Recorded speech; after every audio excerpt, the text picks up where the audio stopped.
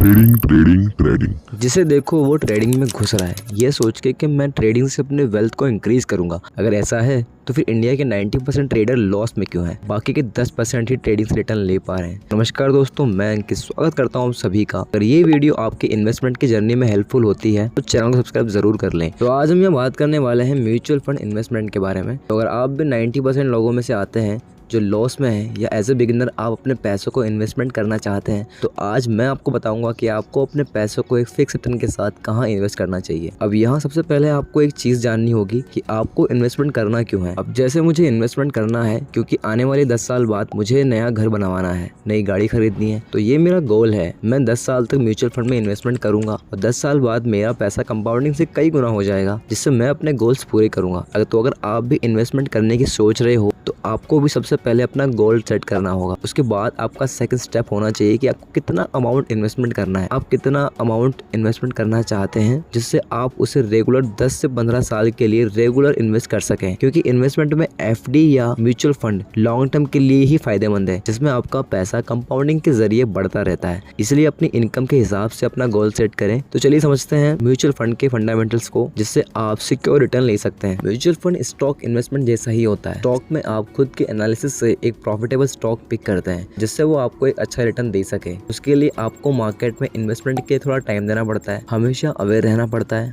अच्छे से self analysis करनी पड़ती है। वहीं म्यूचुअल फंड में आप एक एएमसी एसेट मैनेजमेंट कंपनी को अपना पैसा देते हो, जिसका फंड मैनेजर्स आपके पैसे को अपने सही एनालिसिस से कई सारी कंपनीज के स्टॉक में इन्वेस्ट करता है, जिसके लिए आपको ज्यादा सोचने की जरूरत भी नहीं है। आप सिर्फ एक अच्छा म्यूचुअल फंड पिक करके 5 से 10 साल के लिए रेगुलर मंथली या वीकली बेसिस पर इन्वेस्ट कर सकते हैं। आपको पैसों के बारे में ज्यादा सोचने की जरूरत नहीं है। एएमसी एक एसेट मैनेजमेंट कंपनी होती है जो आपके एसेट को मैनेज करती है, जो आप पैसा इन्वेस्ट करते हैं उसको मैनेज करती है, जिसके बदले आपसे कुछ चार्ज करती है। म्यूचुअल फंड में इन्वेस्टमेंट के लिए आपको ज्यादा सोचने की जरूरत नहीं है। उसमें सिंपली आपको एक म्यूचुअल फंड के लिए आपको एक डीमैट अकाउंट की जरूरत पड़ती है, जो आप सिंपली किसी भी ब्रोकर ऐप से बना सकते हैं। जैसे मैं सिंपली ग्रो ऐप यूज करता हूँ, तो आप कोई सा भी ऐप यूज कर सकते हैं और म्यूचुअल फंड स्टार्ट कर सकते हैं। अब समझते हैं म्यूचुअल फंड काम कैसे करता है। आप जब इन्वेस्टमेंट करने जाओगे तो आप अपना पैसा एक एएमसी कंपनी को दोगे। अब वो एएमसी कंपनी आपको बताएगी कि वो लार्ज कैप कंपनीज में इन्वेस्टमेंट करती है या मिड कैप में इन्वेस्ट करती है या फिर स्मॉल कैप में इन्वेस्ट करती है। अब आपके इन्वेस्टमेंट के लिए कौन सी कंपनीज बेटर है, स्मॉल कैप, मिड कैप या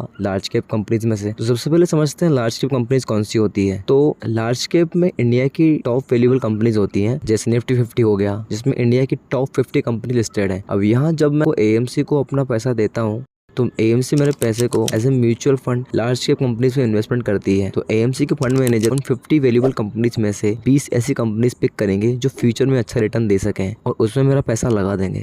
वहीं मिड कैप कंपनीज की अगर मैं बात करूं तो जिस कंपनीज का मार्केट कैपिटलाइजेशन 5,000 करोड़ से 20,000 करोड़ तक होता है वो मिड कैप कंपनीज होती हैं, और 5,000 करोड़ तक के मार्केट कैपिटलाइजेशन वाली कंपनीज स्मॉल कैप कंपनीज होती हैं। अब स्मॉल कैप कंपनीज और मिड कैप और लार्ज कैप के फंडामेंटल्स को समझते हैं। अब इसको यहाँ एक एग्जांपल से समझने की कोशिश करते हैं। 50 साल पुराना पेड़ है जो बहुत बड़ा है और उसके हर साल 1 लाख रुपए के फल आते हैं। दूर दूर से लोग वहाँ फल लेने आते हैं, सब उस पेड़ के फल बहुत खाते हैं। और एक तरफ 1 महीना पुराना पेड़ है जो अभी ठीक से बड़ा भी नहीं हुआ है, उसके पास कोई नहीं आता। 50 साल पुराना पेड़ जो पहले कितना बड़ा है और बड़ा नहीं होगा और फल भी एक लिमिट तक देगा। वहीं जिस छोटे पेड़ के पास आज कोई नहीं आता वो कल बड़ा होगा और बहुत ज्यादा फल देगा। अब यहाँ कहने का मतलब ये है कि जो पेड़ पहले ही बड़ा है वो और कितना बड़ा होगा, और जो छोटा है वो आगे चलकर काफी बड़ा बन सकता है। इसी तरह सभी लोग सोचते हैं कि हम बड़ी बड़ी कंपनीज के शेयर्स खरीदेंगे, उनमें इन्वेस्ट करेंगे तो कंपनीज पहले ही काफी बड़ी हैं, एक टॉप कैपिटलाइजेशन पर हैं और उतना ज्यादा रिटर्न नहीं देंगी लंबे समय के लिए जितना छोटी कंपनीज दे सकती हैं। स्मॉल कैप में हजारों कंपनी लिस्टेड हैं, इन हजारों में से